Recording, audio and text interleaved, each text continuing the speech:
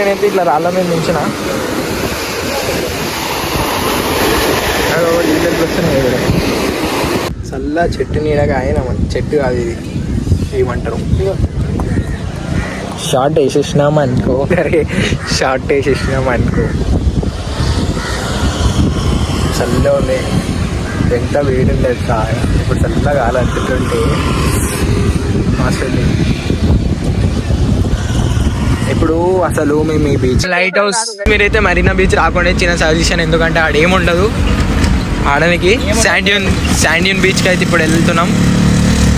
శాండ్యూన్ బీచ్కి ఉత్తిగానే వచ్చినాం మేమైతే ఇప్పుడు శాండ్యూన్ బీచ్కి ఒక మాట్లాడతాం